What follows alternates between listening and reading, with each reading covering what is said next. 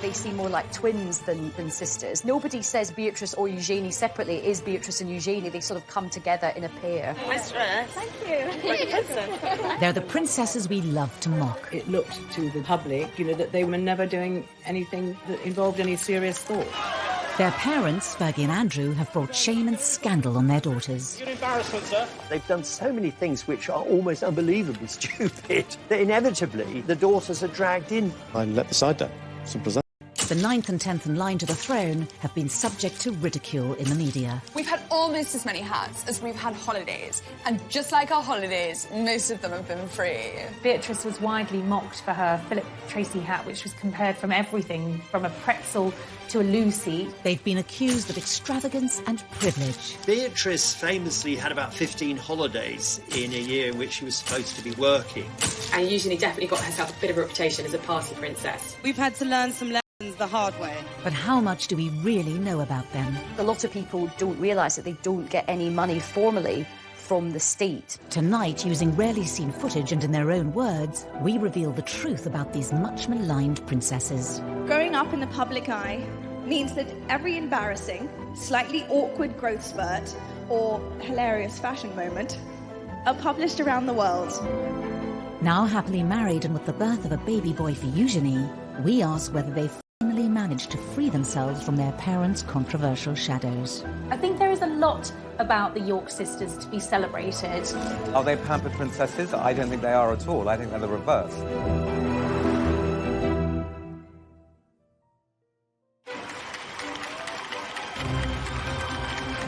August 1988, the birth of a princess. A first child for Prince Andrew and Sarah Ferguson. There was huge euphoria. Everyone was just delighted that there was another royal baby, and they came out of the hospital and posed outside. From all the papers of London, congratulations to Her Royal Highness on the birth of a baby girl. It was kind of national jubilation because here was the first royal princess since Princess Anne. Princess Beatrice Elizabeth Mary, blissfully unaware of tradition or ceremonial, took over the proceedings. She was startlingly well behaved, but she did seem to have a sense of occasion. The name Beatrice was really, it was Queen Victoria's daughter, Beatrice, that she was named after. She's Beatrice Elizabeth Mary. So Beatrice has the names of all English queens since 1910.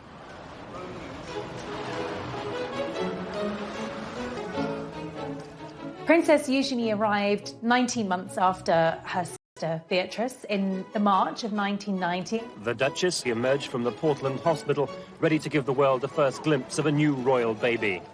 Princess Eugenie was fast asleep, blissfully unaware of her celebrity status.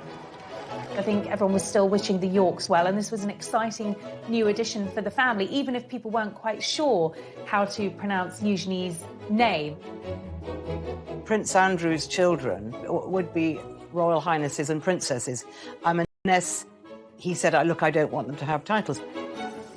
Princess Anne had turned down titles for her children, Peter and Zara. But the Duke and Duchess of York thought it only right that their children should have all the privileges of senior royals. They very much wanted them to be princesses and thought that maybe they would certainly end up as working royals. Prince Andrew's insistence that his daughters be treated as senior royals would lead to criticism of princesses as they grew older.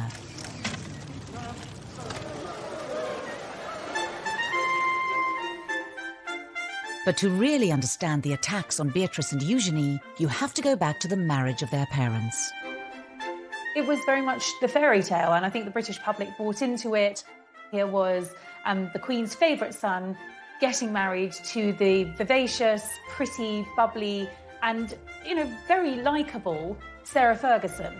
And at first, the newlyweds could do no wrong. I think Sarah was a breath of fresh air. The royal family really took to her. She just was really suited to Andrew and made, more importantly, Andrew very happy. Kiss her then. Why do you want me to kiss Go on, hurry up. Why? Hurry up! Start filming, quick. Go on, dare you. You're a monster. But the Duke and Duchess of York's honeymoon period with the tabloids didn't last long. This is in an era, the mid-80s, when the monarchy had become tabloid fodder. The era of deference was over, and Fergie and Andrew were great for the tabloids. And that's fine if the tabloids like you, and it's fine if you don't in any way misbehave. Fergie came in for a huge amount of criticism for her lifestyle, for her fashion, and what the tabloids called her work-shy attitude, nicknaming her royal idleness. All attacks her daughters would one day have to endure. There was a time where she could do no right with the press. Sarah would come in gung-ho, maybe not in the right outfit, maybe say sometimes the wrong things, and the press sort of then started to really pick on her. Eugenie spent a privileged childhood at Sunning Hill, the estate given to Prince Andrew by the Queen as a wedding gift. They had built this rather extravagant, very modern palace, which was famously likened to South Fork in the Dallas TV series, and it obviously became known as South York. So their early days were spent there. They were probably far more indulged than ordinary children. I remember going once to the house where they were staying and being absolutely astounded. There was a little sort of building in the garden, and it was absolutely full of Barbie dolls. So they had a lot of stuff, but they were very, very well brought up. Beatrice and Eugenie were also doted on by their grandparents. The Yorks lived a short drive from Windsor Castle and visited often. The Queen adored Eugenie and Beatrice. She saw in them something of her own relationship as a child with Margaret. Well caught, but the next one is butter fingers. They would often go and have tea with the Queen and Prince Philip, and I think, again, Fergie said that they had, 3 sets of manners. One was for home, one was for when they were out, and the third lot was when they were with the Queen, and they had to be very careful and mind their P's and Q's. Sarah Ferguson's own parents had divorced, and her mother had left to live in Argentina when Sarah was 12. I remember Sarah telling me that she wrote a letter to her mum, actually blaming herself for her mum leaving. She thought it was something to do with her, and she wanted to be there for her children all the time and have that special bond and that special closeness. Within the first few years of the princesses' lives, Andrew and Sarah's marriage was showing signs of strain. As a serving officer in the Navy, Andrew was spending just 40 days a year at home, leaving Fergie to bring up the still young Beatrice and Eugenie alone. I think the cracks started to show when Prince Andrew was away so much with the Navy. He wasn't with her. His posting follows 3 months of specialised training, and the Duke will now lead a flight team aboard the frigate for around 18 months. He wasn't there with the girls and bringing them up as she'd hoped. And I think Sarah really started to miss him and miss that family bond, that family life. Beatrice was 3 and Eugenie just a toddler when their parents' marriage finally fell apart. And in 1992, photos surfaced in the press of Fergie with another man. A cleaner found a set of holiday snaps. Eugenie had a very odd childhood. I mean, where their parents were, on the face of it, that remained friends, but they were seeing other people from quite early on. And I think that was probably damaging in a subtle kind of long-lasting way. In March 1992, the Duke and Duchess of York announced that their marriage was over. The announcement that the Duchess of York had initiated discussions about a separation from her husband came as she arrived to pick up their daughter from school. It's always very difficult for children to see their parents split up. And I think perhaps the Queen even felt more maternal towards them, and that they'd had a very hard time. 5 months after the York separation, Sarah Ferguson was photographed by the press with another man, John Bryant. Yet again, Beatrice and Eugenie were with her. Fergie and the children were round the pool, and she was topless, and John Bryan was kissing her toes. Beatrice and Eugenie are in the background. I mean, they're there, they're sort of parties. to what was going on between Brian and their mother. They, of course, didn't know. They were too little and too young, but they were seen as sort of pawns in this rather unfortunate and rather seedy affair. The Daily Mirror's expose had serious consequences for Beatrice and Eugenie's family life. By the time the story broke, the two girls were at Balmoral with their mother and the rest of the royal family. And Andrew was there, and the Queen was there, and Fergie then had to go and apologise to the Queen, and she said she'd never seen the Queen that angry. Beatrice and Eugenie's holiday was cut short as Fergie fled Balmoral, taking the young girls with her. They would have been distracted by the nanny, but they would have known that their mother was very distressed, and they would have taken on her distress. The girls went back down south, and at this stage, they were no longer living at Sunninghill. Their mother had a rented home not far away. She had a series of rented houses in Surrey and Berkshire that she sort of moved to with alarming regularity, which in itself must have been sort of destabilising for the girls. Fergie was reportedly banished by Prince Philip from family gatherings, making life difficult for the princesses. Christmas at Sandringham is a big family occasion, and suddenly Sarah Ferguson wasn't there. That must be very hard to understand when they were young girls. Why isn't Mummy allowed in the big house anymore? She was banished to a time with her and slept there. And then on Christmas Day, Andrew would collect them and take them to church, and they'd go back up to Sandringham House for lunch with their grandparents and the rest of the royal family. Meanwhile, Fergie was having her turkey twizzler or whatever she was doing all on her own.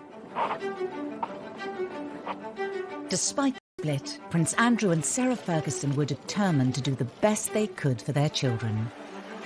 Andrew and Sarah obviously had separated, but they were very much kind of co-parenting, very much a united family unit. It was more than just a united front for sports days. I mean, you would expect that for school events. But it went far beyond that. I mean, they were going on holiday together. It meant there was a lot of continuity and reassurance for Beatrice and Eugenie that their parents were still very much part of their lives. Despite their best efforts, Andrew and Sarah's marital problems created major upheaval for Beatrice and Eugenie. But the girls would also face their own personal issues. Beatrice, at the young age of 7, realised something wasn't right. She was finding it very difficult to learn.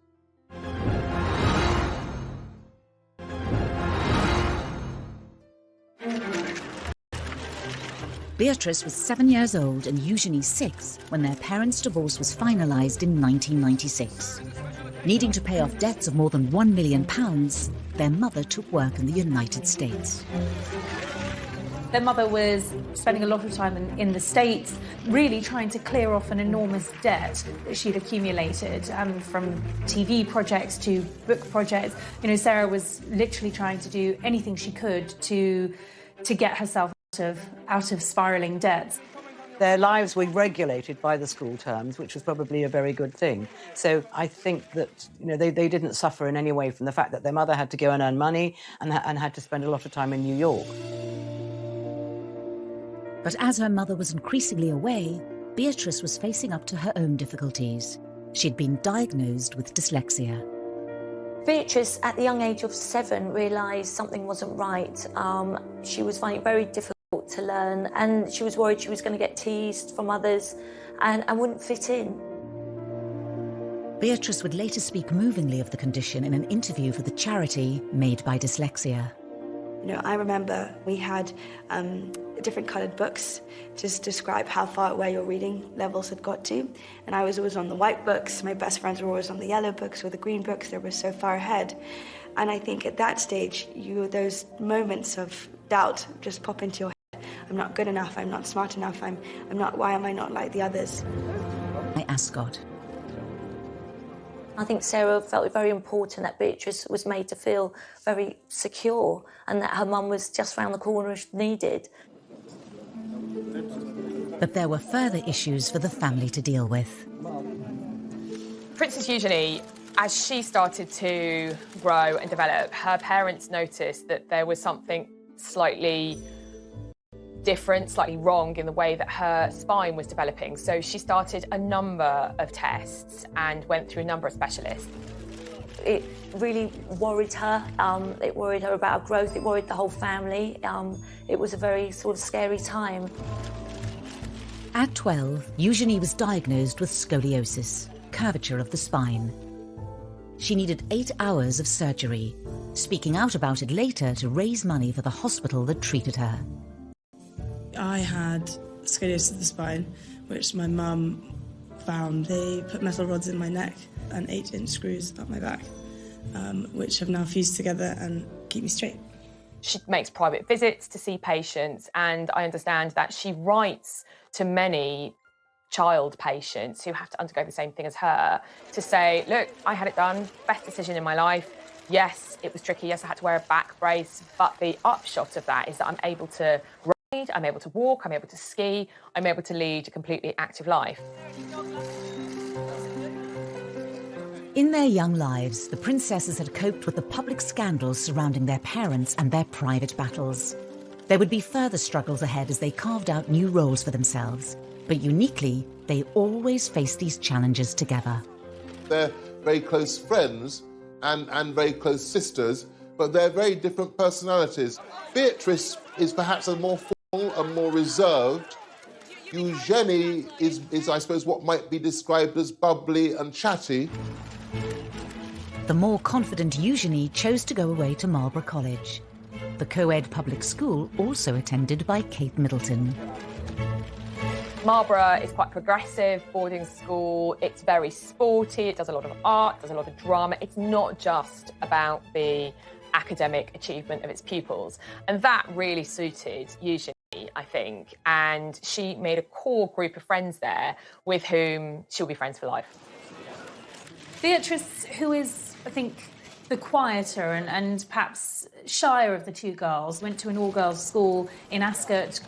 She delayed her GCSEs for a year because of her dyslexia, and she didn't get the best grades, but she did go on to become head girl. Both girls had wide circles of friends, including, of course, their Eugenie as his right-hand wingwoman. And they certainly enjoyed themselves, and Eugenie definitely got herself a bit of a reputation as a party princess. Away from the limelight, the public began to see a different side to the princesses, and one that wouldn't go down well. They were mixing with a fast crowd, and it looked to the general public, that they were always having a good time and never doing anything that involved any serious thought. The press was beginning to draw comparisons between Eugenie and Beatrice and their parents. I see myself as a mini mummy, so I kind of have this sort of image that anything you could do, I want to do better. So I want. I have to tell you, that's easy. The comparisons were not always favourable. When Eugenie went globetrotting on a gap year to mark the end of her A-levels, the tabloids weren't far behind. The suggestion really was that here was a couple who were living beyond their means, cashing in on their royal connections, and weren't Beatrice and Eugenie going to be just the same? It was almost as if they were tarred with their parents' brush from the outset. Eugenie went to South Africa and on to the Far East. She was sort of flitting from country to country, as most middle-class young people do who take gap years. But of course, she was accompanied by police bodyguards, and that meant we, the taxpayers, were paying for policemen to accompany her to the fleshpots of the world. The taxpayers' share of the bill added to the reported £500,000 already spent on the princess's protection each year. Prince Charles decided, as they would not likely to be very senior royals, that this was too much for the public to pay, so he stopped that. Prince Andrew was so angry that he wrote a note to the Queen saying that he wanted them to be considered as proper royals and he did not want the protection officers to leave them. Usually the Queen gave in to him. She had this huge soft spot for him and he could persuade her to his way, but this time she refused. Written off as pampered princesses, Eugenie and Beatrice tried to keep aloof. low profile. And in 2010, the sisters, now just 20 and 21, found themselves embroiled in another of their mother's scandals. She was caught on camera, essentially selling access to her husband to someone who she believed was a sheikh, but was in fact an undercover reporter for the News of the World. 500,000. Big Prince Andrew. Yeah. Is that a deal? Yeah. It was a nightmare for Sarah Ferguson. It was a nightmare for her children. It was just a sort of a nightmare for everyone. Beatrice was with her mother when the phone call came, warning them that the News of the World was publishing the exposé. Beatrice, who was at a party held by Naomi Campbell, the model, just kept asking her mother, how did this happen? You know, how? And they left the party immediately, effectively went into hiding, knowing that once again, her mother's reputation was about to be completely trashed. Beatrix admitted that she spent several days crying, and one of her friends went and stayed with her overnight for 2 days because she was so traumatised and so unhappy. Her anger was directed at the press. And just as they have done throughout their lives, Beatrice and Eugenie leapt to the defence of their mother. They called themselves the tripod, and that's exactly what they were. They leaned on each other, they depended on one another, they were absolutely a unit, and nothing was going to come between them. Over the coming years, it would be the turn of Sarah Ferguson to defend her daughters against their critics. People have been so brutal to them, particularly in the press, about how they look. And Sarah spoke to the editor of the Daily Mail at the time and she said, look, just back off. It's not fair.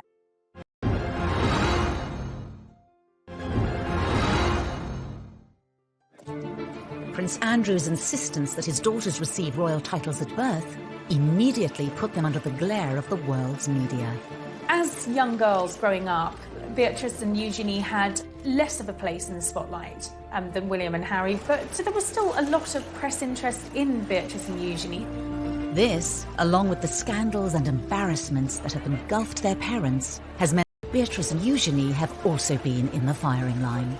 The whole family is seen as a soft target because the parents particularly have made so many, mistakes is being generous, that inevitably the daughters are dragged in. I think there are times when it looks as though the girls are just being knocked because it's turned into something of a national sport, particularly when it comes to their fashion sense.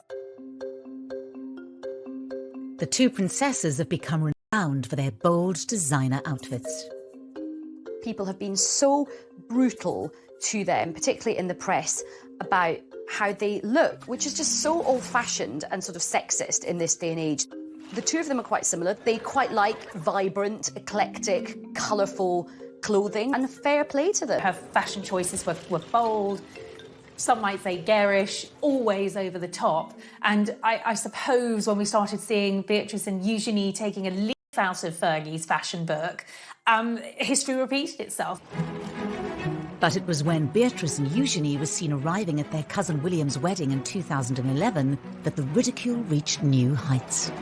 I don't think they will ever live down the outfits that they wore to the royal wedding. Sarah had paid a fortune to have them styled for the wedding day so that they looked the part. Beatrice's choice of headwear instantly created a national debate. Beatrice was widely mocked for her Tracy hat, which was compared from everything from a pretzel to a loo seat. She became a meme instantly. There were lots of jokes going around that it was like a television aerial. This hat was like another guest. It was like the most talked about guest at Kate and William's wedding. Within hours of the wedding, the silk fascinator, costing around £2,000, had earned its own Facebook page, and hundreds of photoshopped images of the headpiece were shared online. It did get the headlines, maybe for wrong reasons, but they're very confident, and I think they have this wonderful knack of just, laughing it off. The princesses used a charity speech to showcase their positive attitudes. Growing up in the public eye means that every embarrassing, slightly awkward growth spurt or hilarious fashion moment are published around the world. Together we have laughed, together we have cried. Ultimately, though, together we fueled each other's sense of humour. Beatrice actually did something very clever. She turned the thing around brilliantly by auctioning the offending fascinator. It raised £81,000 for charity, which she got a lot of good publicity for that. And it showed that, unlike her parents, there are times when Beatrice is quick on her feet. The princess's love of headwear became infamous and was mocked by the critically acclaimed Channel 4 show, The Windsors. If there's one thing we're famous for, it's our holidays. Yeah. Hats. So basically, this is just like a small selection of some of the incredible fascinators that I've got. So, and these cost like in and around about £1,000, £2,000 each, which is a lot, like if you're poor. They were called the Frumpy Sisters, the Two Ugly Sisters. You know, the press were very cruel, and that must have been incredibly upsetting for them. In 2018, the princesses opened up about how the scrutiny has at times taken its toll, particularly after one royal engagement. They spent an hour or two in Buckingham Palace meeting dozens and dozens of people doing the royal job, and suddenly a story drops criticising their appearance and their clothes. They'd been so badly treated. Even Beatrice's weight was criticised when she was just 19, proving once again that life in the spotlight came with serious downsides. Beatrice was pictured on a beach in a bikini, and those pictures were published in all of the newspapers.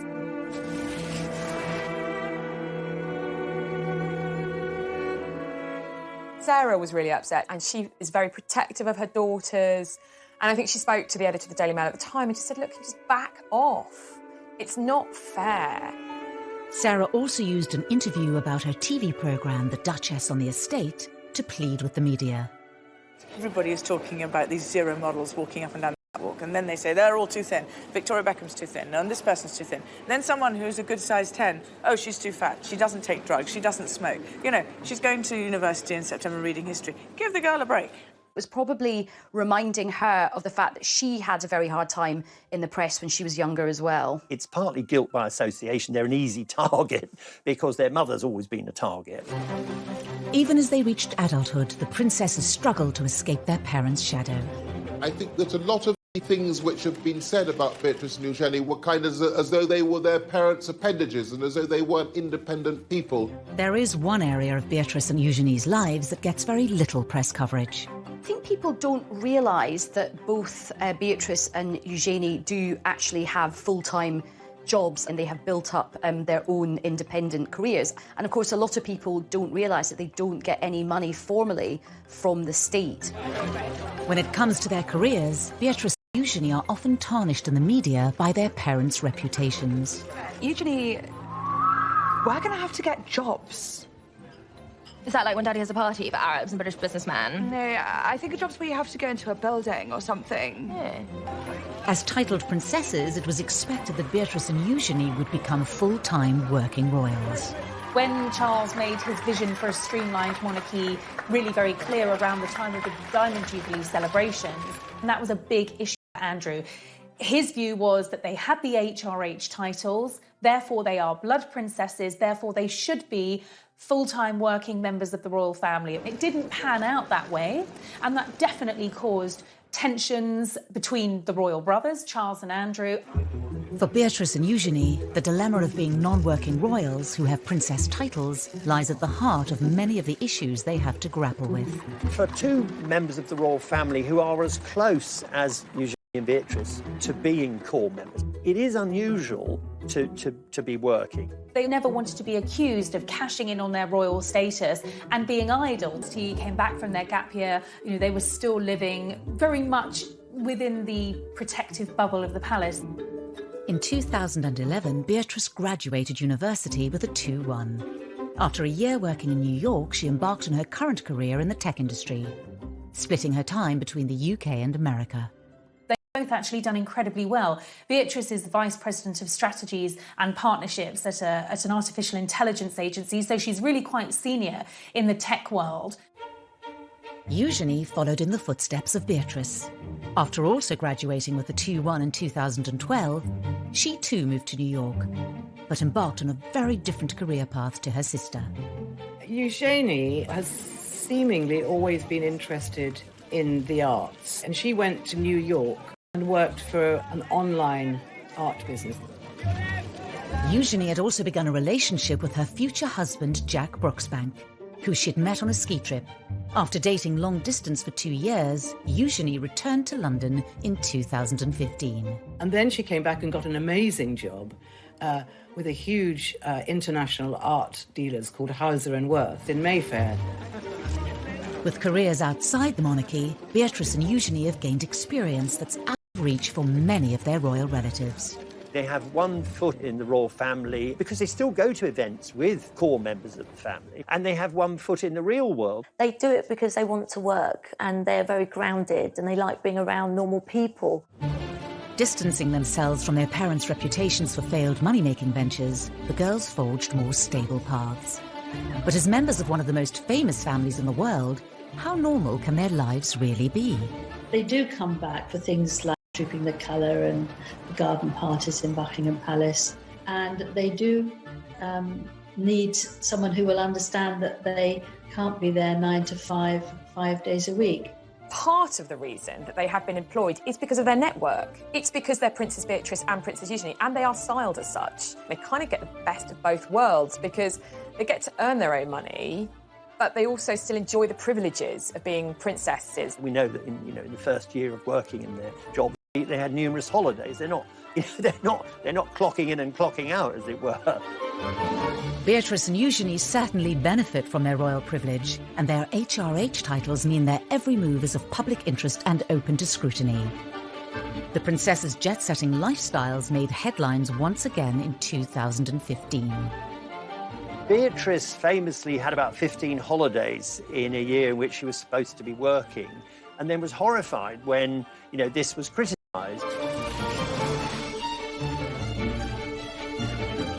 Is happy, then that's absolutely fine. And the same applies to Eugenie. The princesses had clearly inherited Andrew and Sarah's love of the high life, and although not paid for by the state, the many holidays fueled their reputations as pampered princesses.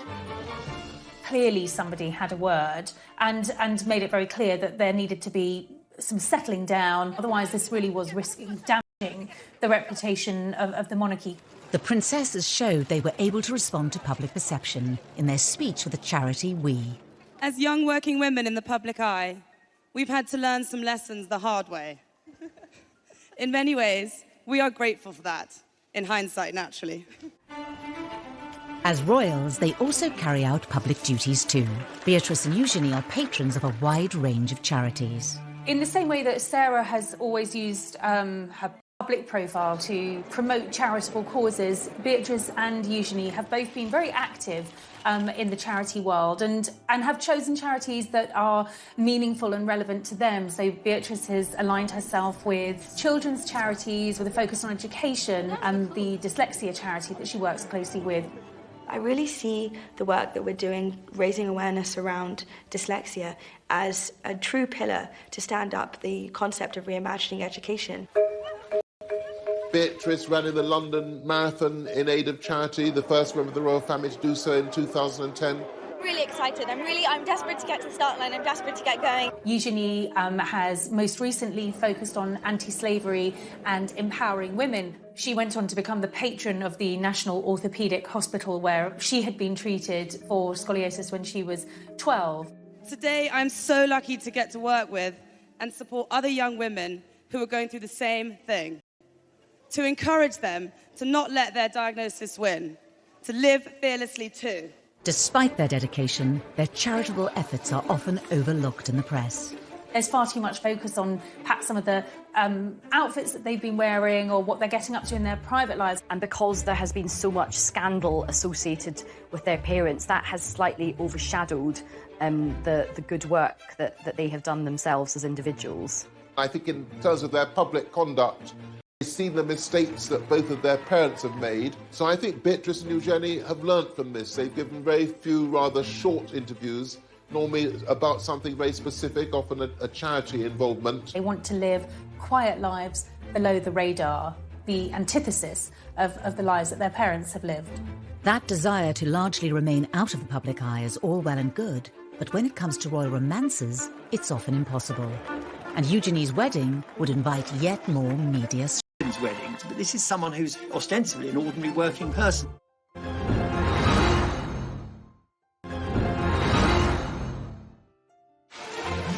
The world's media love a royal romance. As the tabloids fixated on Prince William's relationship with Kate Middleton and Prince Harry's rumoured girlfriends, love was blossoming under the radar for Prince Eugenie and Jack Brooksbank. It was something they talked about in a rare TV interview watched by millions on the BBC's The One Show. We were skiing, weren't we? Verbier. In a friend's place in Nendas, next to Verbier. We were skiing, which was amazing. Love at first sight. Was it? For the pair of you? We met when I was 20 and Jack was 24 Yeah. and fell in love and we had the same passions and drive for life. They were introduced through mutual friends. He was 4 years older than her, got into Stowe School, came from a good background. What a lovely couple, great fun. Jack is just very relaxed, very normal. They both like to have a sort of late night, have a few drinks, and it was just an instant chemistry and attraction. Eugenie hadn't had actually a very important long-term relationship up until then. They dated for 7 years before they got married. Although not from an aristocratic background, Jack mixed in the same circles as Eugenie. They've got similar mutual friends. Jack gets on well with Prince Harry, and Sarah absolutely adored Jack, as did Beatrice, and he just seemed to fit in with the family so well. When they met, Jack was working at Mahiki nightclub, where Eugenie enjoyed nights out with Beatrice and her cousin Harry. He works in hospitality, he is a brand ambassador for a tequila company, Casamigo, and he didn't go to university, he actually went straight into the trade of hospitality. And even Jack couldn't escape being mocked in the Windses. Hello, Beatrice. Hi, Jack. I'm just off to work. Have a good day, darling. Tequila. Shot. Eugenie and Jack announced their engagement in 2018. To mark the occasion, the couple also did an interview with ITV's long-running daytime show This Morning. How would you describe each other in just 3 words? She's this bright, shining light. I was quite surprised that they did an engagement interview because they do occupy this kind of hinterland between. They're not senior working royals. They are private individuals. So ordinarily, you wouldn't have a engagement interview for a private royal. So the iconography was, this is a royal wedding. And the interview was in Buckingham Palace. But Eugenie's big day had to be put on hold. Because of the order of hierarchy, she actually had to wait for Prince Harry to marry Meghan before she... About that, and I'm upset about being told you've got to wait. The British public won't be able to be remotely enthusiastic about this wedding. As a senior royal, Harry's wedding came first, but Prince Andrew was apparently determined to make sure that his daughter's was no less important. I think particularly Prince Andrew, he's always been a bit miffed that they were never made full working members of the royal family. So I think this was his opportunity to really show them off to not just the country but to the world and say, yeah, my daughters are absolutely up there with, you know, William and Harry. Eugenie's big day was looking to be an extravagant affair. Prince Andrew very much wanted to have a big funfair for his daughter. It was very difficult because I feel that a lot of the public didn't want this. They thought it was a waste of taxpayers' money from the security. They aren't senior royals, so why should they have the same as Prince William and Prince Harry? And a lot of it, of course, revolved around Prince Andrew, whose reputation was sinking fast by this stage, and it was seen as sort of him being too excessive.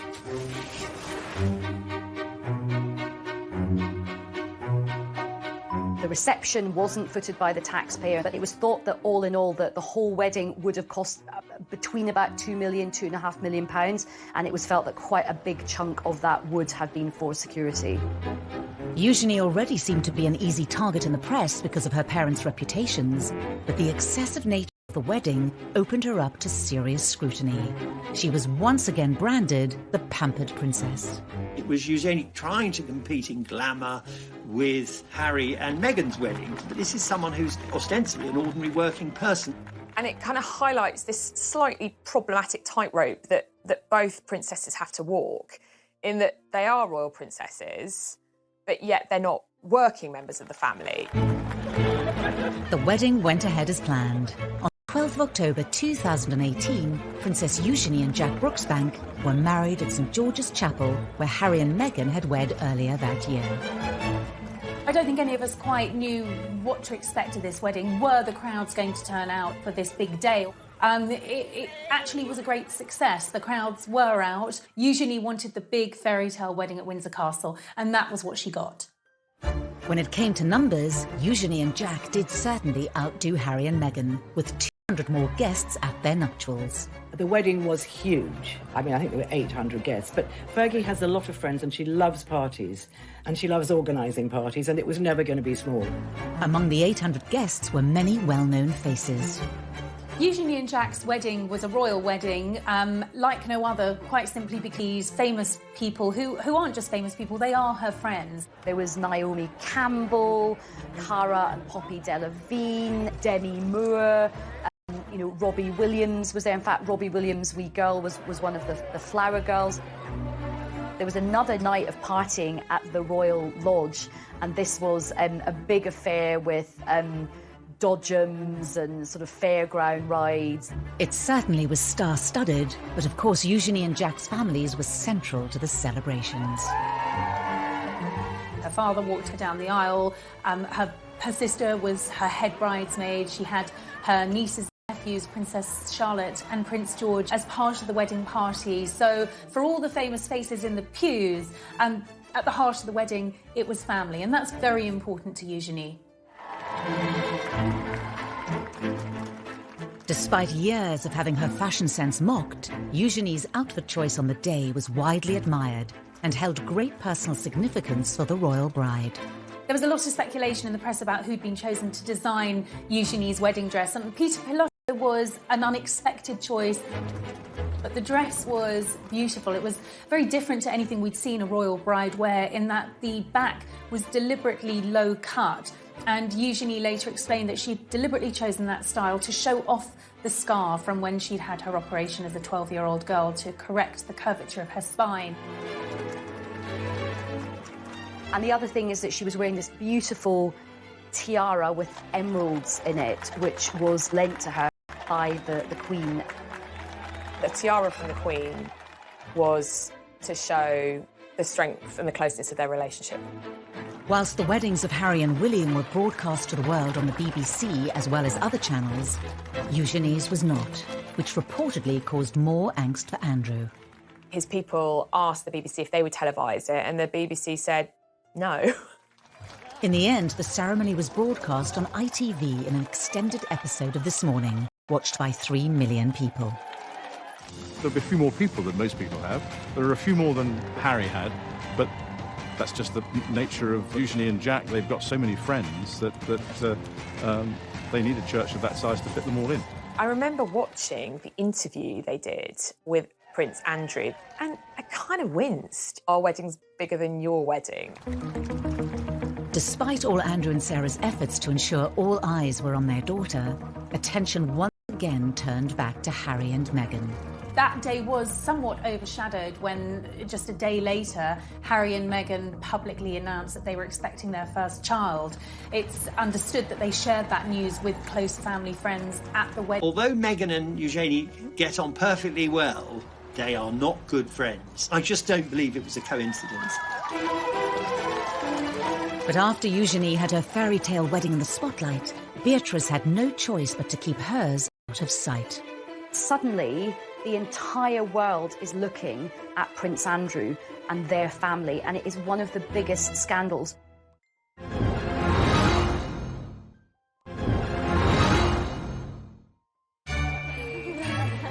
Thank you. Before Eugenie's marriage in October 2018, many had expected that older sister Beatrice would have been the first to walk down the aisle with long-term boyfriend Dave Clark. They were introduced through Prince William. Dave's a very charismatic guy, very popular. Sarah and Andrew adored him from the minute Beatrice brought him home. She's a very conventional young woman, so she wanted to get married. And it became clear, despite pressure from Beatrice, that Dave Clark didn't want to marry her. With no marriage in sight, the relationship came to an end in 2016. I think that for Princess Beatrice, she'd invested 10 years of her life with a man that wasn't going to marry her. So that is a difficult situation for any young girl to be in.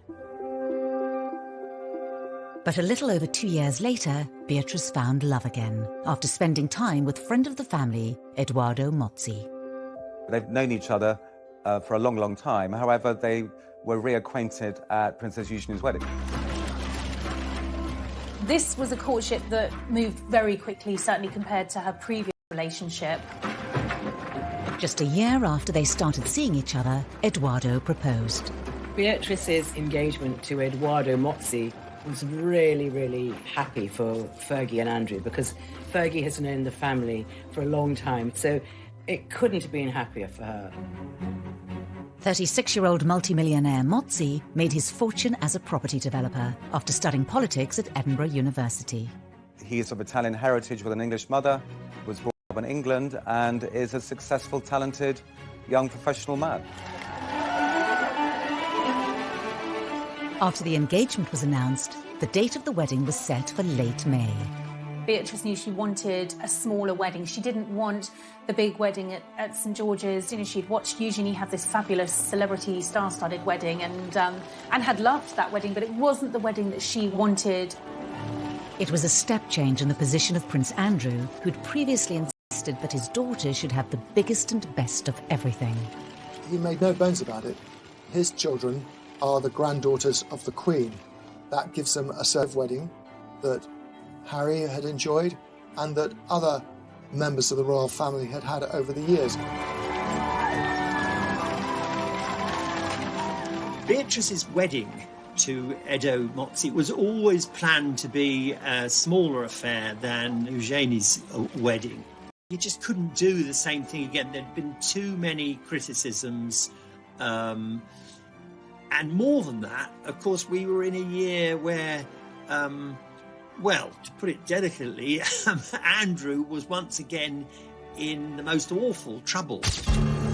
A scandal which had engulfed Prince Andrew for more than a decade hit the front pages once again and threatened to overshadow Beatrice's wedding day. The Yorks have gone through so many scandals, but by far the most damaging has been Andrew's relationship, his friendship with the late paedophile Jeffrey Epstein. It was kind of viewed that when a putative date in May was set for Beatrice's wedding, the firm, the palace machinery, were quite concerned with how it would look because they didn't want a massive kind of celebration a la Harry and Meghan or William and Kate because they thought it would be inappropriate. Andrew has strongly denied the accusations made against him.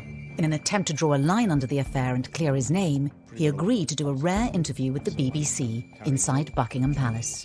The Newsnight interview, which apparently Beatrice got slightly involved with because she thought they could sort it out. But of course it just got worse. Do you regret that trip? Yes. Do you regret the whole friendship with Epstein? Now, still not. The whole thing was just such an unmitigated disaster. So I'm sure she felt upset for herself watching it, really, really protective of her father. She probably felt angry at the BBC. It would have been heartbreaking for her, really, because her parents had relied on her advice for many other things. And this time she was in a very difficult situation and she went against her instinct. I wonder what effect all this has had on your close family. You've got daughters of your own. It has been what I would describe as a constant sore in the family. She wanted the right thing. She wanted her dad's name to be cleared. She believed in her dad. Anything she could do to try and save her father and also to save her wedding day. Their father was taken out of frontline royal duty, making a public wedding difficult. It was still going to be a royal wedding. No decisions have been taken over whether to, of course, the COVID-19 pandemic threw everything up in the air. As the country went into lockdown, the wedding was postponed. Everyone felt so sorry for Beatrice because she was the one that, kept having to change her plans. And of course, this is a virus that doesn't discriminate in terms of class or privilege, and it doesn't matter if you are 9th in line to the throne, you still have to obey the same rules as the rest of us. But just 2 months later, in a move that shocked everyone, Princess Beatrice married in secret. These beautiful photos of the happy couple are the only official record of the day. COVID, in a way, lessened the embarrassment of a wedding at which Andrew had to virtually be brought in a sack because he was in such disgrace. Princess Beatrice managed to pull off something no modern member of the royal family has done. She managed to get married in secret, away from the prying eyes of the press and the long lenses of the pesky paparazzi. It ended up being in actually one of the most beautiful places in England, which is the chapel in the grounds of Royal Lodge, where the Queen worships every Sunday. The Queen was heavily involved in the wedding, even lending Beatrice a modified version of a vintage dress by Norman Hartnell that she herself had worn to a film premiere in 1962. It was just stunning. She looked absolutely beautiful. I think you can see that the Queen really does hold Beatrice very fondly. The Queen also offered her the tiara she'd worn on her own wedding day, in another clear sign of support for her granddaughter. For all the people who criticised her about all her outfits, she really had the last laugh because she looked absolutely box office.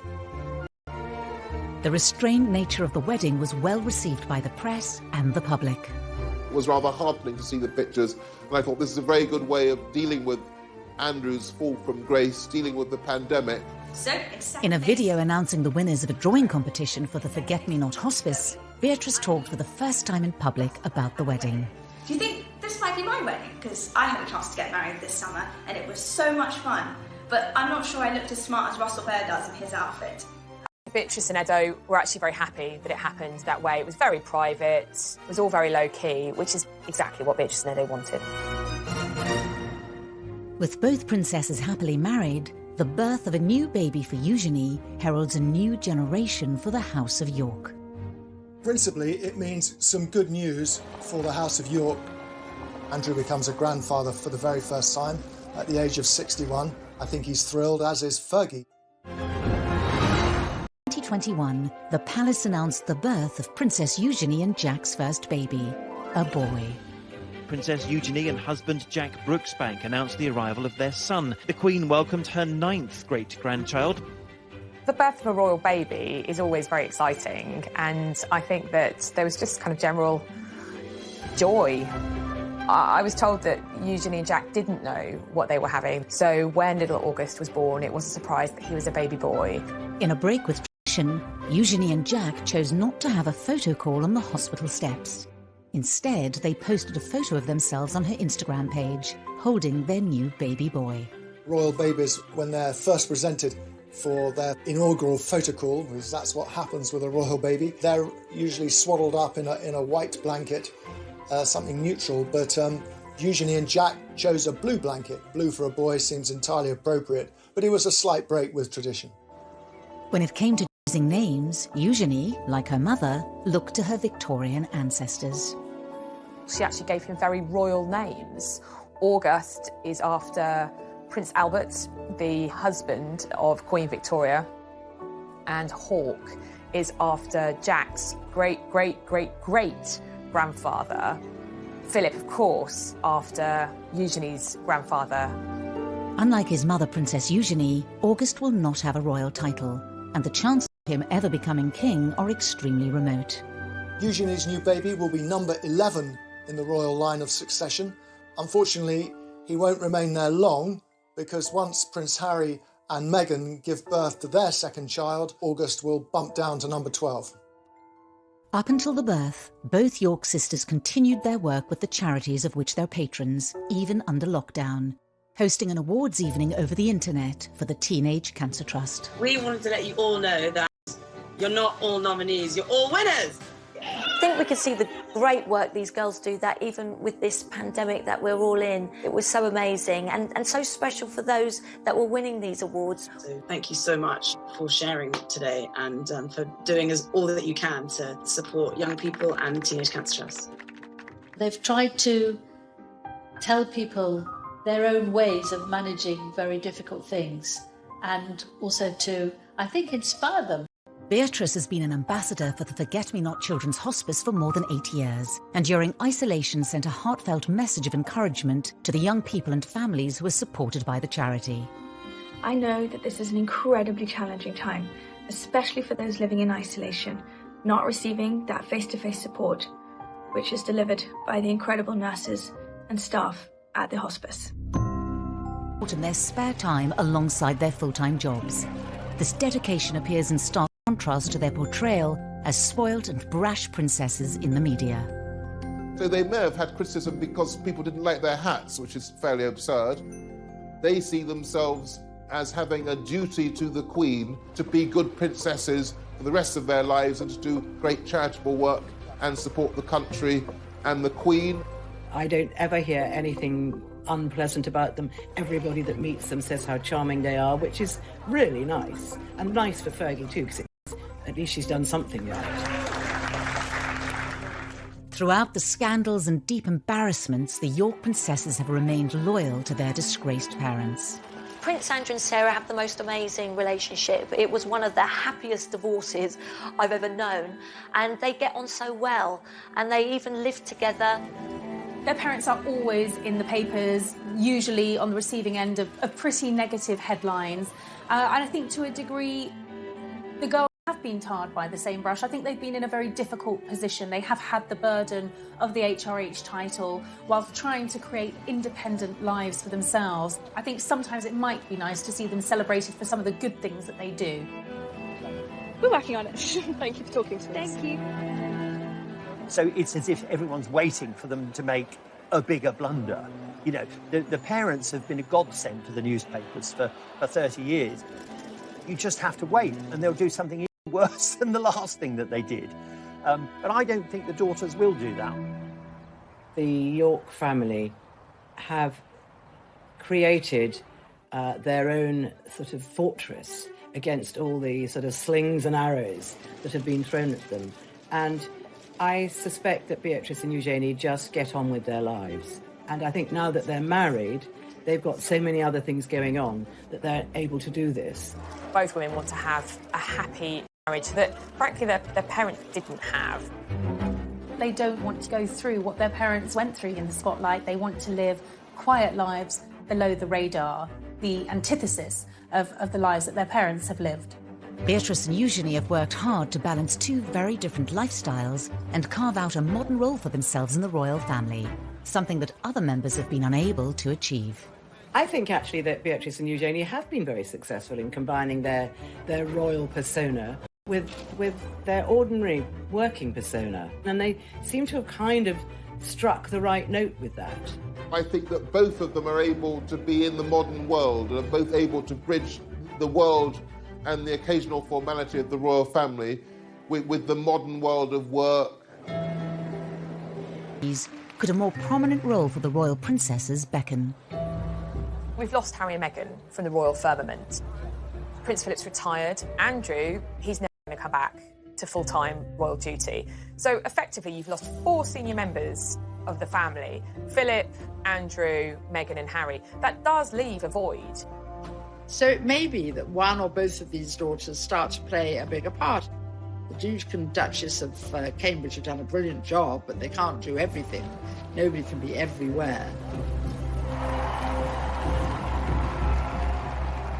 If Beatrice and Eugenie do step up to fill the royal gap, will they be able to change the way we all see them? Are they pampered princesses? I don't think they are at all. I think they're the reverse. They've had to deal with a lot of criticism. You can certainly detect a softening in the attitude of the newspapers to Beatrice and Eugenie.